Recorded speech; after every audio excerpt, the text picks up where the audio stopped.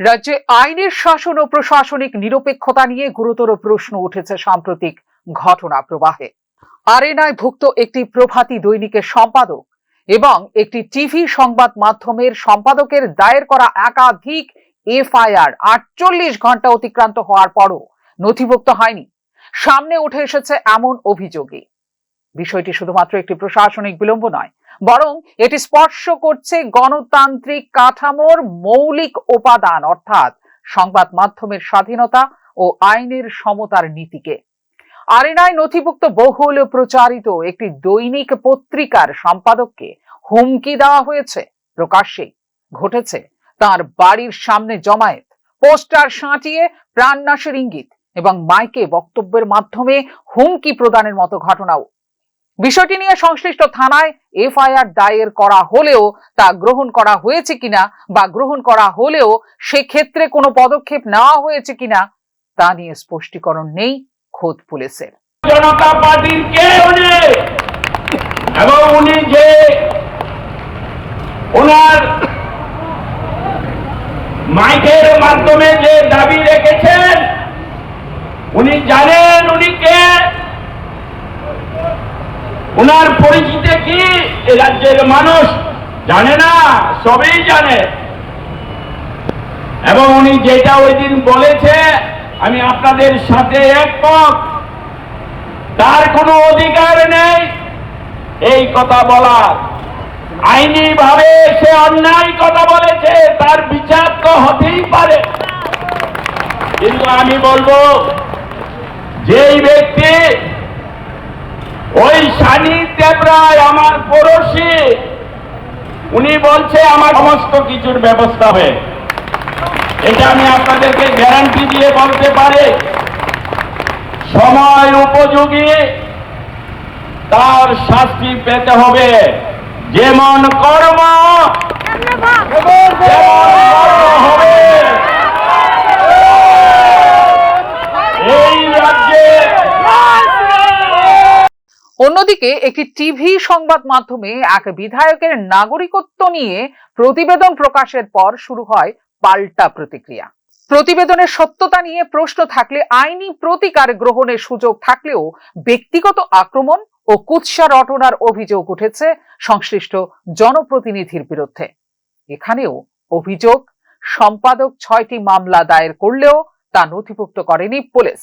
ভারতীয় ন্যায় সংহিতায় স্পষ্টভাবে বলা হয়েছে কোনো কগনিজেবল অফেন্স এর অভিযোগ পেলে বাধ্যতামূলকভাবে এফআইআর নথিভুক্ত করবে পুলিশ। এ বিষয়ে ললিতা কুমারী বনাম গভর্নমেন্ট অফ উত্তরপ্রদেশ 2013 এও প্রাথমিকভাবে অপরাধের উপাদান থাকলে এফআইআর নথিভুক্ত করা বাধ্যতামূলক বলে রায়ে জানিয়েছে দেশের সর্বোচ্চ আদালত। তা অনির্দিষ্টকালের জন্য আটকে রাখা যাবে না প্রাথমিক যাচাইয়ের অজুহাতে।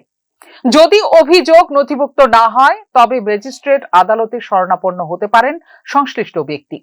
সাংবিধানিক সীমা রেখায় সব নাগরিককে আইনের দৃষ্টিতে সমান বলে ঘোষণা করেছে ভারতের সংবিধান। কোন জনপ্রতিনিধি, বিধায়ক বা বিধানসভার ভারপ্রাপ্ত অধ্যক্ষ যেই হন না কেন আইনের ঊর্ধ্বে নন কেউই। বক্তব্যের স্বাধীনতা যেমন সংবিধান সিদ্ধ অধিকার, তেমনি রয়েছে তার সীমাবদ্ধতাও। প্রকাশ্যে হুমকি বা ব্যক্তিগত আক্রমণ যদি শাস্তিযোগ্য অপরাধের পর্যায়ে পড়ে তবে তার আইনি পরিণতিও হওয়া উচিত সমানভাবে। সাংবাদিকদের একটি প্রতিনিধি দল রাজ্য পুলিশের মহানির্দেশকের সঙ্গে সাক্ষাৎ করলে এক্ষেত্রে দেওয়া হয় দ্রুত ব্যবস্থা নেওয়ার আশ্বাস। কিন্তু নির্দিষ্ট সময়সীমা অতিক্রান্ত হওয়ার পরও দৃশ্যমান পদক্ষেপ না থাকায় প্রশাসনিক সদিচ্ছা নিয়ে উঠছে প্রশ্ন। আইনের শাসনের ধারণা কেবল রাজনৈতিক ভাষণে সীমাবদ্ধ থাকলে তা কার্যত হয়ে পড়ে অর্থহীন। বাস্তব প্রয়োগ, নিরপেক্ষতা এবং দ্রুত প্রতিক্রিয়াই হলো আইনের শাসনের প্রকৃত সূচক। সংবাদ মাধ্যমকে গণতন্ত্রের চতুর্থ স্তম্ভ বলা হয় কারণ তারা রাষ্ট্র ক্ষমতার ওপর নজরদারি করে। যদি কোনো সাংবাদিক বা সম্পাদক হুমকির মুখে পড়েন এবং অভিযোগ জানিয়েও আইনি সুরক্ষা না পান তবে তা কেবল ব্যক্তিগত নিরাপত্তার প্রশ্ন নয়, বরং তা তৈরি করে জনস্বার্থে তথ্য প্রকাশের পরিবেশ সংকুচিত হওয়ার আশঙ্কা। সব মিলিয়ে বর্তমান পরিস্থিতি প্রশাসনের জন্য তৈরি করেছে একটি অগ্নি পরীক্ষা। আইনের শাসন কি ব্যক্তি বা রাজনৈতিক পরিচয়ের ভিত্তিতে প্রয়োগ হবে নাকি সমতার নীতিতে? এই প্রশ্নের উত্তর দিতে হবে সরকারকেই। এফআইআর নথিভুক্ত না হওয়ার অভিযোগ যদি সত্য হয় তবে তা আইনি ও নৈতিক দুই ক্ষেত্রেই উদ্বেগজনক। আর যদি তা নথিভুক্ত হয়ে থাকে তবে নির্দিষ্ট সময়সীমা পেরিয়ে গেলেও এই ক্ষেত্রে কোনো ধরনের পদক্ষেপ কেন নেওয়া হচ্ছে না তারও জবাবদিহি করতে হবে সরকারকেই। গণতন্ত্রে আইনের শাসন কেবল ঘোষণায় নয়, বরং তা প্রতিষ্ঠিত হয় নিরপেক্ষ ও সময়োচিত প্রয়োগেই। এখন নজর সরকার এবং প্রশাসনের পরবর্তী পদক্ষেপের দিকে, যেখানে নজরে থাকবে জবাবদিহিতার মাধ্যমে আস্থা পুনর্গঠন নাকি আরো ঘনীভূত হয় বিতর্ক। Bureau report, news now.